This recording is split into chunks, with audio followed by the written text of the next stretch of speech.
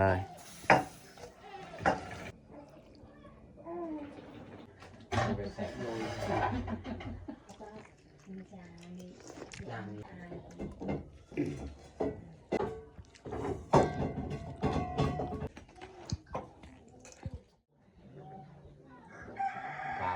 สบายดีFCเบิร์ดสู่ผู้สู่คนยินดีต้อนรับเข้าสู่ซองบ่าวยูสำหรับตอนแรกวันนี้คอยกาจะมาเฮ็ดของกินให้คนในครอบครัวได้กินโอเคแต่ทุกคนสามารถติดตามวิธีการเฮ็ดกินของเฮาในวันนี้ตอนนี้เขากาแม่นึ่งไว้เรียบร้อยยังเหลือแต่ของกินเฮาจะมาเฮ็ดของกินเลยนี่สิล้างหม้อนี่ก็ล้างไว้เรียบร้อยแต่ว่ายานมันเปื้อนเอาล้างต่ออีก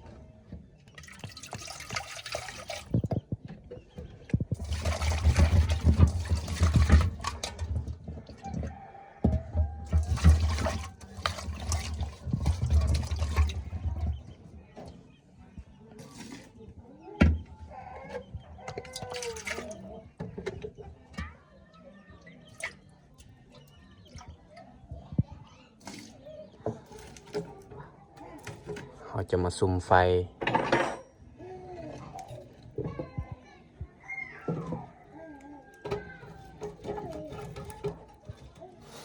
สำหรับอาหารแรงที่เราจะเฮ็ดนี่แม่นผักกูดก็นี่ศีลไก่สำหรับขับแรงนี่ศีลไก่นี่เราล้างเรียบร้อยแล้วยังเหลือแต่ผักกูดนี่เราจะมาล้าง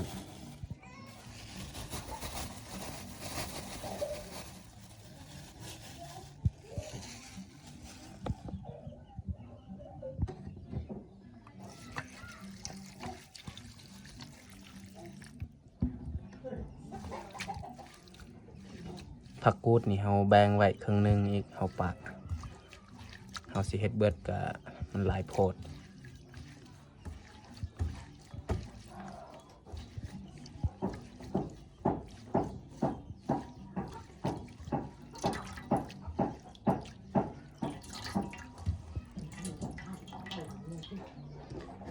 ถือว่าสำเร็จเอาล้างผัก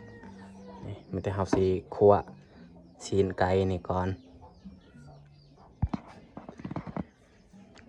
เอาสีคั่วซีนนี่เอามะเขือมาตำก่อนแล้วจึงคอยคั่วพร้อมกันเลย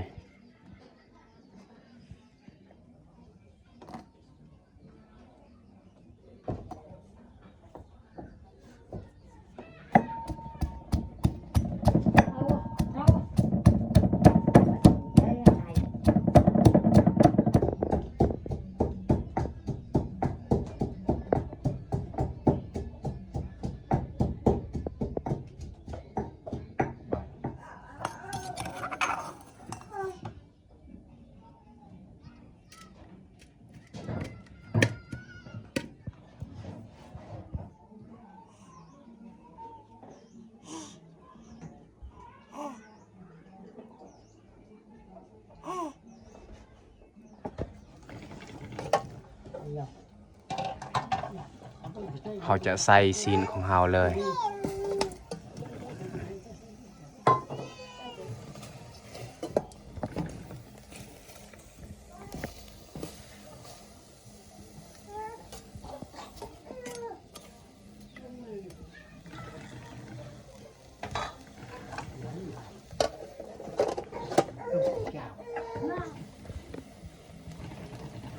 เขาจะเอาน้ำมาเทใส่จังหน่อย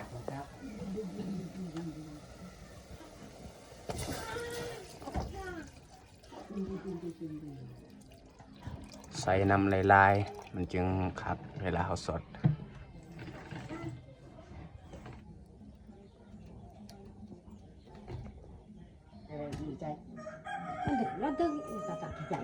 เขาจะตำมักมาดหรือว่ามักแคน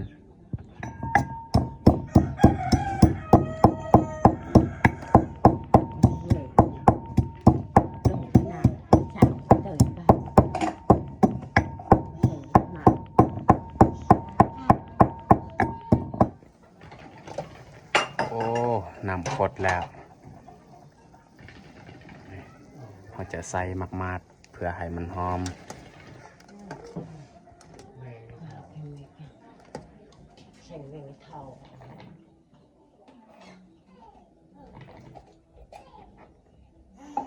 เราจะใส่เกลือแป้งนัว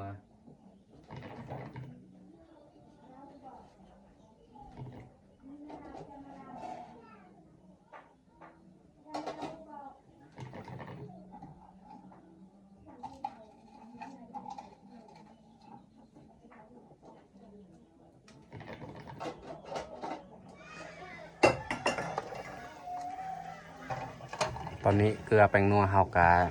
ใส่เรียบร้อยนี่เราจะเอาผักกูดลงเลย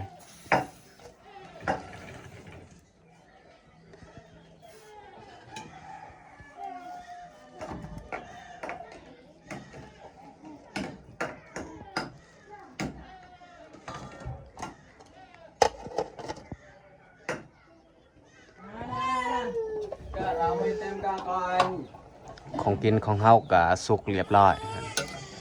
จะคนเลยยังอายรับปุญญาไปยงมาจะเลินเอาจะว่ามาตอนนี้ของกินของเฮาก็สุกเรียบร้อยจะปองเลยมันเป็นแรงเพิด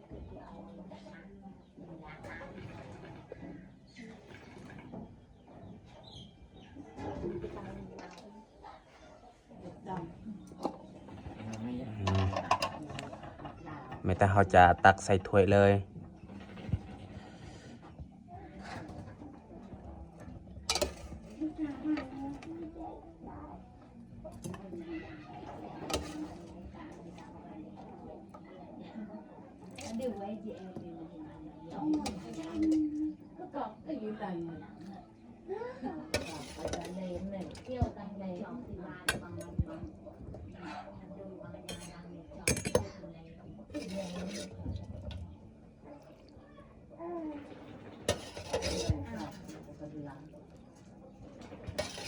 เจงว่าไม่เหนื่อยกับปกติท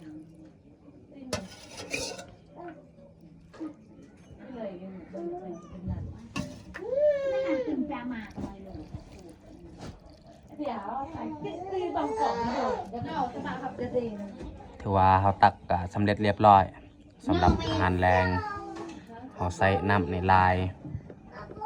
เพื่อเขาสิสดน้ำใส่ถ้วยใหญ่เลย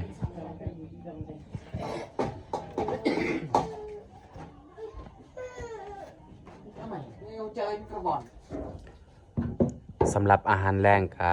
เบิดแต่สำนี้แหละต้มไก่ใส่ผักกูดตอนนี้เขาก็จัดผักข้าวเรียบร้อยแต่เขาจะลงมือกินข้าวเลยเอามาทุกคนมากินข้าวแรงกัน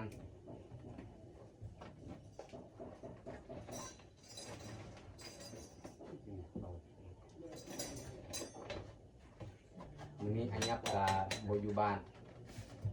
ไปนอนปลา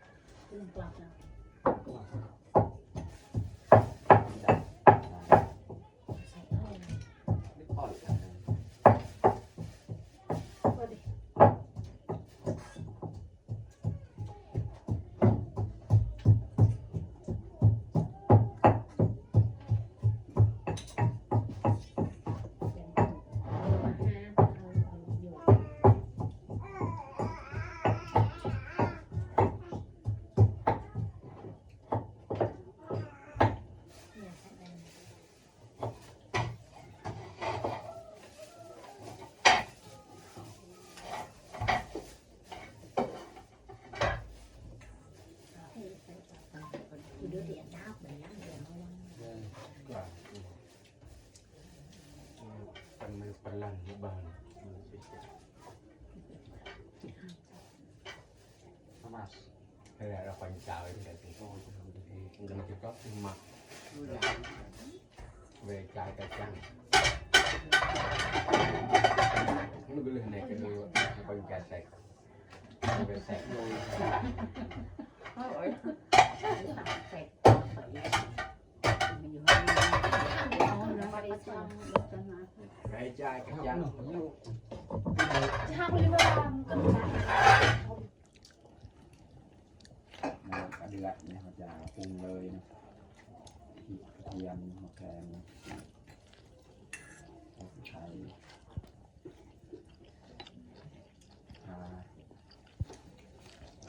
ใส่ใบที่ ถ่ายวิจัยวิจารณ์ ไม่เอาหรือไม่ได้ ไม่จักอะไร ไอ้ มาผู้เอ๋ยนั่นได้จ้ะ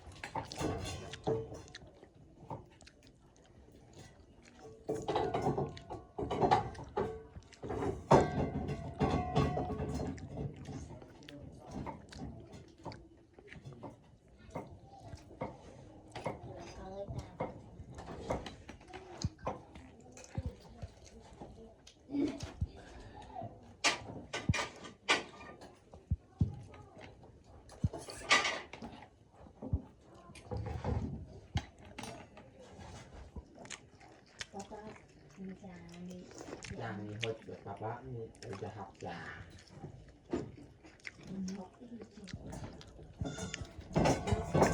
ตอนนี้ของกินกาไก่เบิดแล้ว ไม่มาอ้อยไม่ซึ่งเด้อเลย